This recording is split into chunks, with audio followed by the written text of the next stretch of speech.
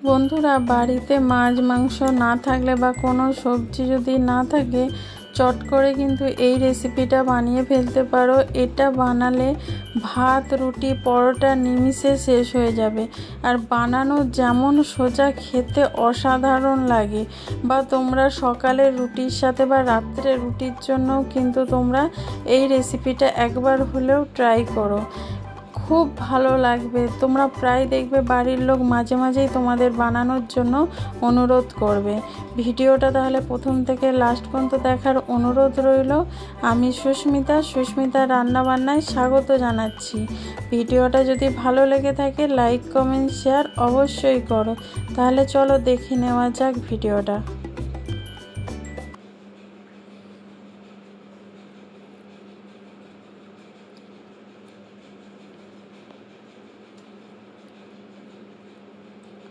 এখানে দেখো 100 গ্রাম আমি এখানে মসুর ডালকে ধুয়ে পরিষ্কার করে নিয়েছি। এখানে একটা বাটি নিয়েছি, এর মধ্যে আমি ডিম ফাটিয়ে নিচ্ছি। আমি টোটাল 4টে ডিম ফাটিয়ে নেব। তোমরা তোমাদের যতটা ইচ্ছে তোমরা বানাতে পারো। আমি এখানে ডিমের পরিমাণটা একটু বেশি করে দেব, সেই জন্যে কিন্তু এখানে 4টে ডিম আমি নিয়েছি। তোমরা 2টো বা 3টে দিয়েও কিন্তু করতে পারো। একটা দিয়েও করা যাবে, কিন্তু একটা দিয়ে করলে খুব কম ডিম হয়ে যাবে। তাকে এখানে 4টে ডিম ফাটিয়ে নিয়েছি আমি। এবার এর মধ্যে অল্প করে দিয়ে দেবো নুন দিয়ে ভালোভাবে কিন্তু মিশিয়ে নিতে হবে প্রথমে। দেখো এইভাবে আস্তে আস্তে করে একটু মিশিয়ে নিতে হবে। আমি একটু আস্তে করে করছি, কারণ বাটিটা পুরো ভর্তি হয়ে গেছে, সেজন্য পড়ে যাবে, সেজন্য আমি একটু আস্তে আস্তে করে করছি। এইভাবে কিন্তু নুনটার সাথে ডিমটা ভালো করে ফেটিয়ে নিলে রান্নাটা করতে কিন্তু সুবিধে হবে।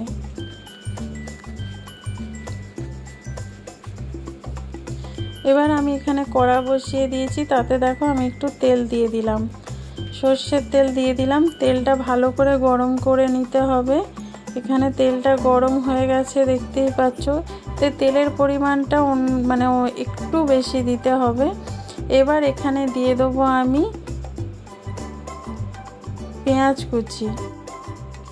একটা বড় সাইজের পেঁয়াজ কুচি এখানে আমি ব্যবহার করেছি। এখানে তোমরা একটু বেশি করে যদি পেঁয়াজ কুচি দিতে চাও দিতে পারো। আমি একটাই দিয়েছি, একটা বড় সাইজের। এবার পেঁয়াজটা আমি ভালো করে ভেজে নেব।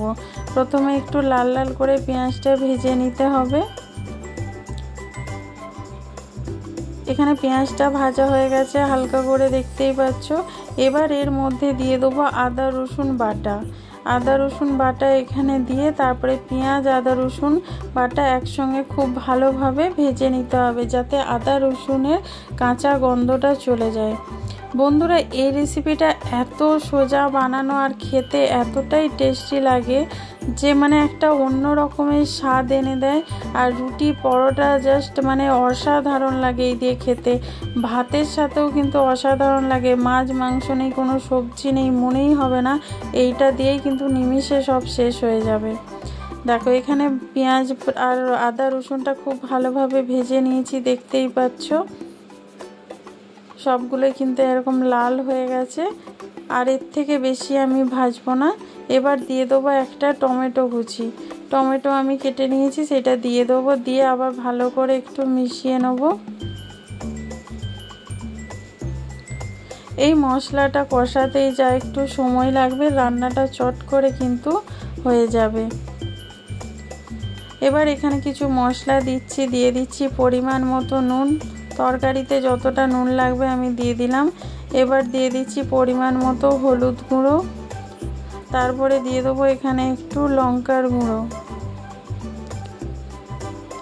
গুঁড়ো দিয়ে তারপরে অল্প করে একটু জল দিয়ে মশলাটা আমি কষিয়ে নিচ্ছি। যেহেতু একদম শুকনো হয়ে গেছে, সেই জন্য অল্প করে জল দিয়ে মশলাটা আমি একটু কষিয়ে নেবো, যাতে টমেটোগুলো একটু নরম হয়ে যায়। সেই জন্য আমি অল্প করে একটু জল দিয়ে দিলাম। আর এই নুন দেওয়ার কারণে টমেটোটা এমনি কিন্তু তাড়াতাড়ি নরম হয়ে যাবে।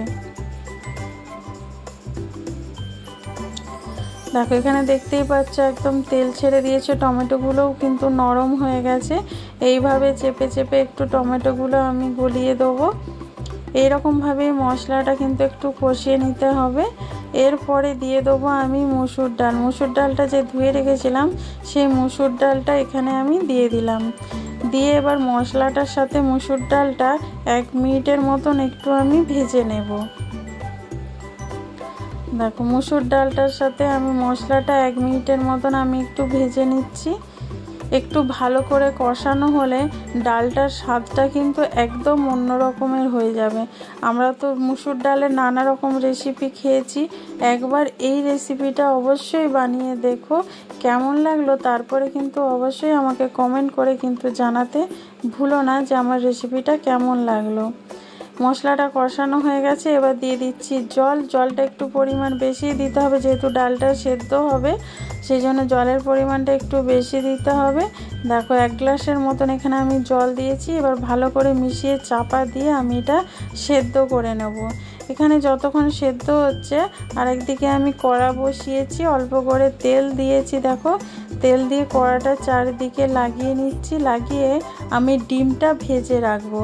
যেই ডিমটা আমি নুন দিয়ে ফাটিয়ে রেখেছিলাম সেই দেখো এই ডিমটা আমি একটু ভেজে রাখছি।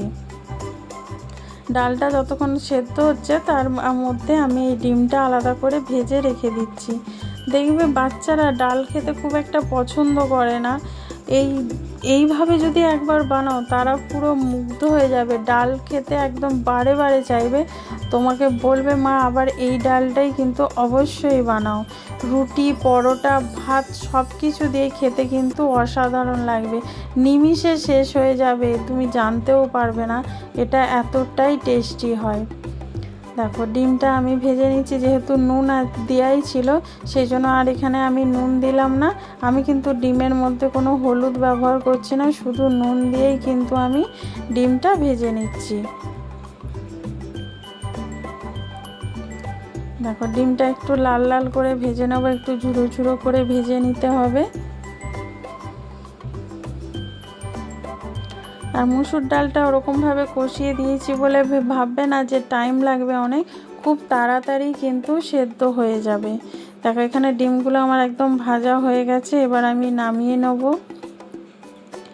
এখানে ডালটাও দেখো পুরো সেদ্ধ হয়ে গেছে, আর সব টমেটো, পেঁয়াজ যা কিছু সব কিন্তু একদম গলে গেছে, ডালটাও কিন্তু একদম গলে গেছে। এবার এর মধ্যে দিয়ে দেবো আমি কিছুটা কাঁচা লঙ্কা কুচি, তারপরে দিয়ে দেবো ধনেপাতা কুচি। এটা লাস্ট নামানোর আগে কিন্তু এটা করতে হবে। তারপরে দিয়ে দেবো ভেজে রাখা ডিম। ডিমটা দিয়ে ভালো করে মিশিয়ে নেব ডালটার সাথে।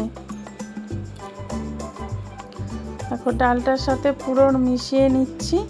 এটা খেতে স্বাদটা না পুরো যেরকম ডিম তড়কা হয় ঠিক স্বাদটা আসবে ওরকম, পুরো মনে হবে যেন ডিম তড়কা খাচ্ছ, এত সুন্দর লাগে স্বাদটা। দেখো এইভাবে মিশিয়ে নেব, মিশিয়ে 1 মিনিটের মতন একটু ফোটাতে দেবো। তার আগে দিয়ে দেবো একটু গরম মশলা। গরম মশলা দিয়ে 1 মিনিট আমি একটু ফুটিয়ে নেব। ফুটিয়ে নিলেই কিন্তু আমার রেসিপি একদম কমপ্লিট।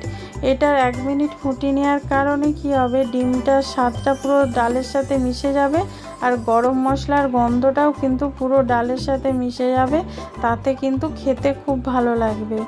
এইভাবে মিশিয়ে তোমরা গরম গরম ভাতের সাথে, রুটির সাথে, পরোটার সাথে নিমিষে কিন্তু শেষ হয়ে যাবে এই রেসিপি, তোমরা জানতেও পারবে না, বারবার বানানোর অনুরোধ আসবে।